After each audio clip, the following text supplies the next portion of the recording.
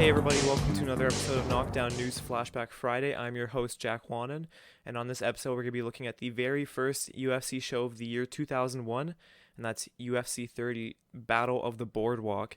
This show has 2 championship fights on it, along with, I think it's 6 other fights on the card in total. It's a pretty entertaining show overall, I would say. The fights that were boring, there was a few fights that dragged a little, but most of them were very short, honestly, especially the main event, which we'll get to eventually. The UFC underwent some changes between UFC 29 and this show. This was the very first show that UFC did under their new ownership, Zuffa. Before they were owned by SEG, and the ownership changed over the course of UFC 29 to this one, which sees the entrance of Dana White in the UFC. We see him on this show. He gets interviewed for a few minutes when the pay-per-view part of the show starts, and he looks so different. He seems so much younger. I showed a picture of him to someone else today, and they were like, well, I couldn't guess that that's him if you just showed me a picture without the caption below that said Dana White. He had a head of hair, which just shows how long ago this was. So we're just going to get into these 2 preliminary fights before we get through the main card. These 2 fights, they weren't too noteworthy, but they're quick to get through. The first one saw Tiki face Sean Shirk. This was the debut for Sean Shirk, who was coming in at 10-0. Tiki, he was 3-2. I think he trained with the Tito Ortiz team, and he lost in his UFC debut, so he was returning off that. In the first round, Shirk kept Tiki on the ground for basically all of it, and then second round, unfortunately, Tiki was stopping a takedown, and he got taken down, but when he stood up trying to resist the takedown, still in the clinch, he got thrown back down and got injured. I think it was his shoulder or his arm or something that got hurt, and that made him tap out.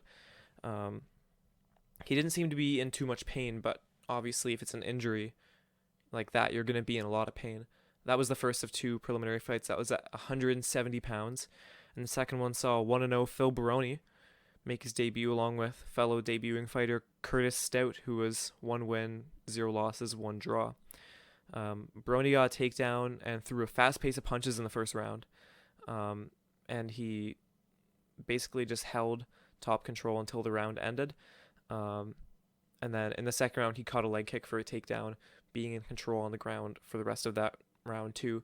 The prelims were 2 rounds instead of 3, something that makes old UFC different.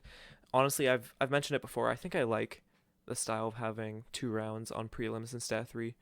I mentioned before that I like the Pancras prelim style of having 3 3-minute rounds instead of having 3 5-minute rounds for prelims. I just think it makes the show breeze by, especially when you're their presentation style, which sometimes they'll do like a trillion preliminary fights before they go to their main card. All right, so we saw the Dana White interview to kick off the pay-per-view. Then after that, we saw the matchmaking, which felt almost classic for UFC back then. 1-0 Mark Robinson stepping into the UFC for the first time to face Bobby Hoffman, who had 23 wins and 4 losses. Hoffman previously lost at UFC 27. And in the first round of this fight, this was a very quick one. Separating from a clinch, Hoffman was able to sneak in an elbow, which knocked Robinson out cold. Now, the story doesn't really end there. Later on, it was revealed that Hoffman failed the drug test for the fight, which overturned this, putting it at a no contest, so nobody won, nobody lost. But unfortunately, this was the last MMA fight that Mark Robinson did, and we will see more of Bobby Hoffman in the future. Next fight was actually some good matchmaking. So we saw, pretty rough matchmaking in that fight before to start off the pay-per-view, but after that, we got into a pretty good fight of 2 UFC guys. Josh Barnett, who was 10-0 at the time, facing Pedro Hizo, 10 wins, 1 loss. Hizo, his last fight was like a mismatch. He main evented UFC 27, and he beat Dan Severn, who seemed sort of rigid in his movement and got beat up quite easily. This fight was a close striking exchange through the first round. It was quite exciting, to be honest with you. This was the fight, like, in this evening that the crowd was the most invested in. You could tell when the round ended, they were like on their feet and cheering. Quite appreciative of this fight. The finish came in the second round after what I thought was a pretty close to score round. I gave it to Hizzo, but at the same time, I wasn't too confident about that. So one of the like reoccurring themes of this fight was that Barnett kept moving forward, and while Hizzo was backing up, he was landing just about as much as Barnett. So in the second round, Barnett was moving forward, and he got hit with a right hook, and this wobbled him, and he was basically just like completely defenseless on his feet, and he got hit with another right hook, which just floored him, knocked him out, and that gave the win to Pedro Hizzo, ending the undefeated record of Josh Barnett, making it 10-1. We'll see both these guys again. We'll definitely see Josh Barnett much more in the future. This was his first loss in the UFC, first loss of his MMA career. But it was a good matchup. It was a close matchup, and he just got caught. I mean, there's no better way to put it. He just got caught in this one. We only got so much of a break from the bad matchmaking, because next fight saw Jeremy Horn 45-9-4 facing Elvis Sissenik, 3 wins, 3 losses, 1 draw. So as much as I rag about the bad matchmaking, it was like the underdog in this fight that actually ended up on top. Sissenik made his UFC debut. First of all, before we talk about this fight, which was very quick, I just want to give credit to Elvis for having the best nickname that relates to your name, Elvis, the King of Rock and Rumble. That's pretty clever. I have to say so. Early on in a clinch, Sissenik pulled guard, went on his back on the ground, and then from the bottom put in an armbar triangle, which got a pretty quick tap out from Horn. So that gave Sissenik the win. We will see both these guys again in the UFC. Very fast win. One of the guys that I've been really big on recently, or at least through the year 2000, was Fabiano Iha, 6-3 heading into this fight against Phil Johns, who was 21-9. This was the UFC debut for Johns. Iha had 2 stoppage finishes in his last 2 fights, and he added to that list of wins with this. He was able to slip in an armbar for a tap out very quickly in the first round after getting a takedown from a clinch, making it his 3rd win in a row. I don't mean to spoil what happens next, but we will see more from him. And I think we do see more from Johns, even though he lost this and it was his debut. Co-main event of the evening, kind of disappointing. Kao Uno from Japan, 12, 3-2, facing Jens Pulver, 9-2-1. This was to find the first bantamweight champion. Worth noting, bantamweight meant a different thing back then in the UFC. I haven't really noted the weight classes on this podcast so far. So they had a 199, 170 heavyweight, and then 155, which was their bantamweight. I don't have it in front of me, the names for each of those classes, but 155 was to find their first bantamweight champion. Of course, we all know 135 is what bantamweight is now. So it's pretty rare that someone gets their first fight in the UFC a title shot, but that's exactly what happened here. Uno was making his UFC debut against Pulver, and he was getting a chance to win a championship here. Pulver had quite a good record in the UFC heading into this. I think his first UFC fight was a draw, but in his 3 most recent fights, he had won them. So he was coming into this on a pretty good streak. Nearly every round of this 25-minute fight was the same. The crowd hated this fight, to be honest with you. Because it just felt like a repeating cycle over and over again throughout, where Uno would shoot for a takedown, Pulver would stop it, and while Uno was trying for the takedown or afterwards, Pulver had the opportunity to punish and just, get punches to the body, hammer fist to the head, and that's how he scored his points. That was like the bread and butter of this fight for Pulver. At the end of the fight, or near the end of the fight, Uno was actually surprisingly opening up with quite a few strikes. That surprised me quite a bit. especially so late in the fight, that he was finally doing it. Maybe it was just like a desperation thing, but um, he did not really perform that well.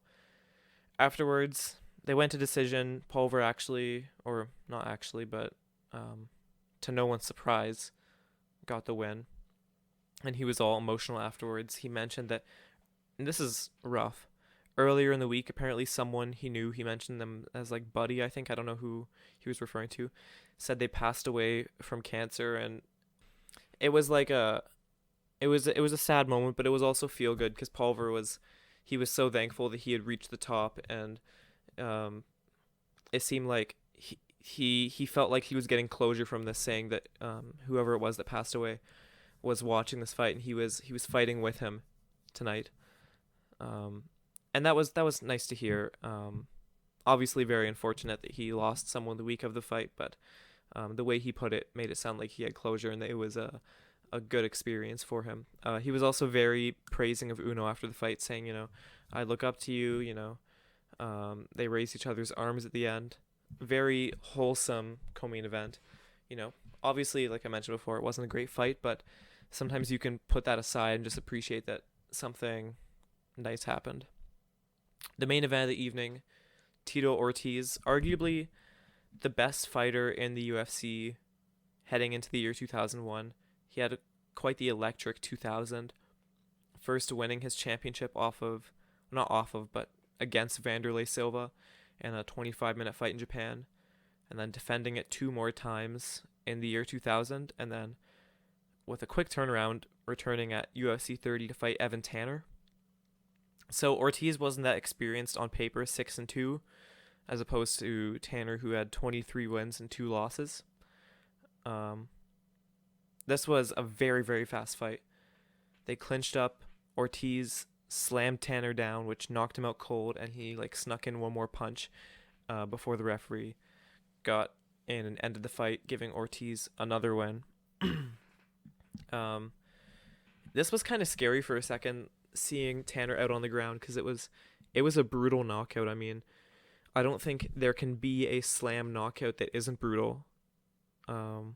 Anytime someone gets slammed, it's bound to be a collision of, body and canvas, and it's just, to see it is pretty brutal. But this was another win for Ortiz, making it quite the reign for him at this point. I think the only guy that you could probably say at the time was success-wise at the same level of him in the UFC was Pat Miletich, who had racked up quite a few defenses of his belt at this point. But it's hard to tell. I mean,